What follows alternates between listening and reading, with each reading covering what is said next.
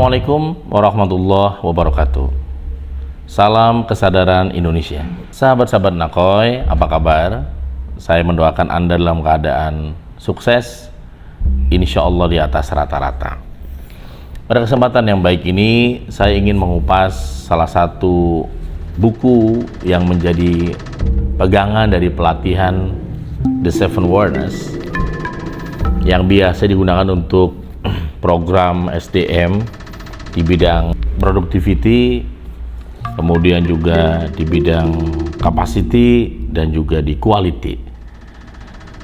Buat Anda yang sedang mencari formula baru di SDM Anda, pelatihan yang meningkatkan produktivitas, kemudian juga kualitas dan kapasitas pegawai Anda, maka buku yang saya pegang ini adalah salah satu yang terbaik dijadikan sebagai rujukan literasi untuk mereka belajar menjadi manusia di atas rata-rata.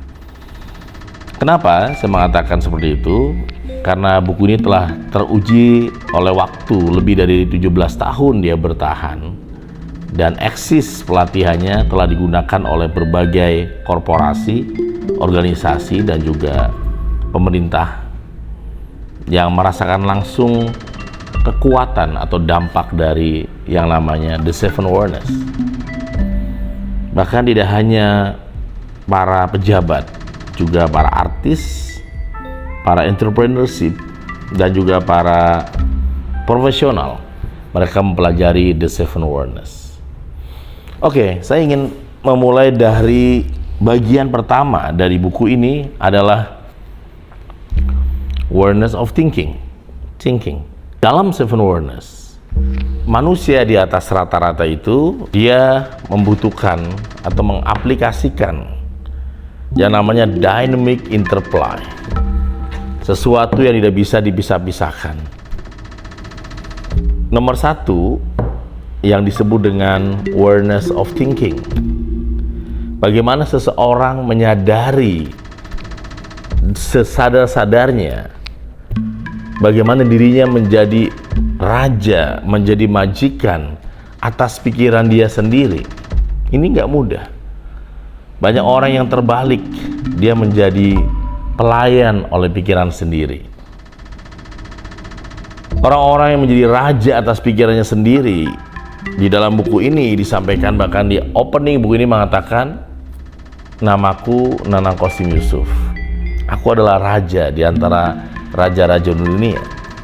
Raja yang dimaksud di buku ini adalah bukan raja yang memiliki wilayah dan prajurit ribuan, tapi raja di buku ini yang disebutkan adalah orang yang bisa mengendalikan, yang bisa mengontrol, yang bisa mengatur cara berpikirnya.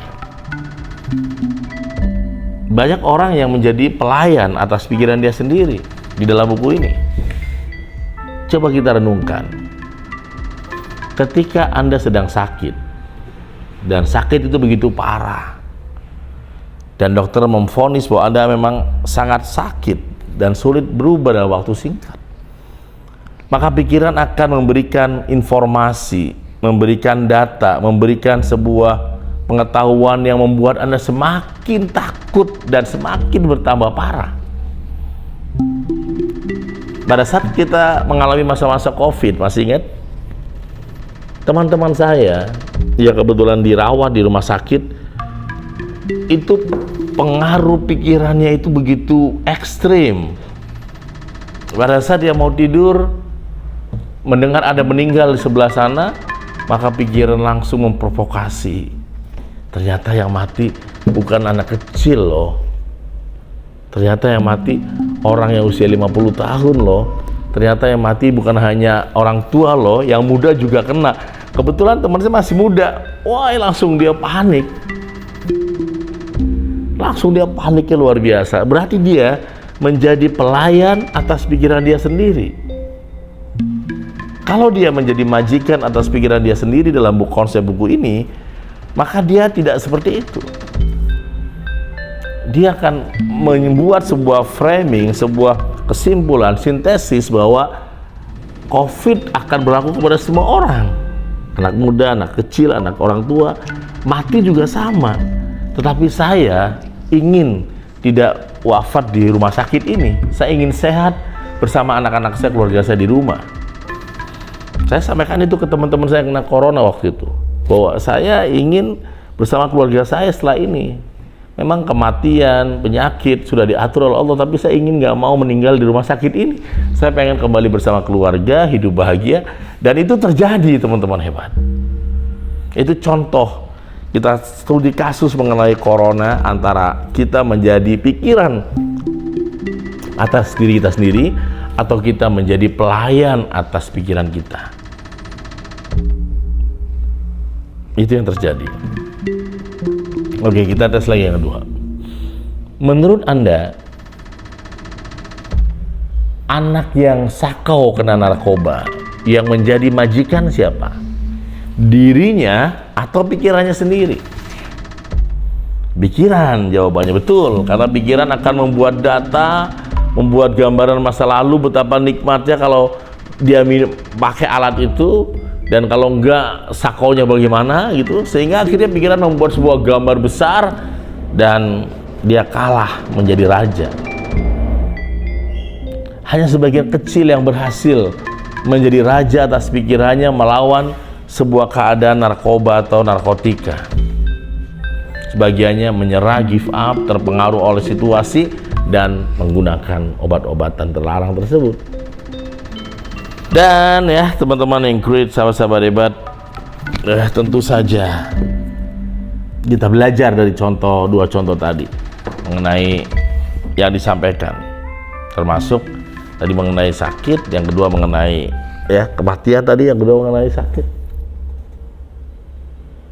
Dalam hal semua aspek, dalam hal keuangan, ada orang yang dia sudah memvonis dirinya bahwa dia memang sulit. Ada orang yang kemudian dia sudah punya fix mindset yang sudah fix, sulit sekali berubah, udah fix mindset. Manusia di atas rata-rata, mereka bukan fix mindset tapi growing mindset. Pikirannya selalu berkembang sesuai dengan arahan, sesuai dengan nutrisi, sesuai dengan apa yang dia nikmati. Proses itu begitu nikmat dan membuat dia menjadi a growing mindset. Maka sahabat-sahabat yang great, ketika fixed mindset Anda dominan, maka kita cenderung justru terbatas. Kita cenderung terkangkeng, cenderung punya batasan-batasan. Tapi ketika Anda semua teman-teman yang great bukan fixed mindset tapi growing mindset, maka yang terjadi Anda bisa begitu extraordinary dalam banyak hal. Anda bisa melakukan terobosan-terobosan yang istimewa dalam melakukan sebuah keajaiban, termasuk teman-teman yang great. Maka oleh karena itulah pelatihan The Seven Awareness menjadi sebuah pola baru, cara-cara baru bagaimana Anda bisa melesatkan, menggeser, mengubah dari fixed mindset menjadi growing mindset melalui The Seven Awareness. Dan lihat langsung hasil follow up dari orang-orang yang growing mindset, yang terbuka, tertantang, berlatih dengan sungguh-sungguh, dan memiliki mentoring, banyak hal teman-teman ini. Semoga Anda dan saya bertemu di kelas istimewa The Seven Awareness, 7 kesadaran hati dan jiwa menjadi manusia-manusia di atas rata-rata. Salam dari Gramedia Pusaka Utama, dari buku The Seven Awareness. Wassalamualaikum warahmatullahi wabarakatuh. Be transhuman.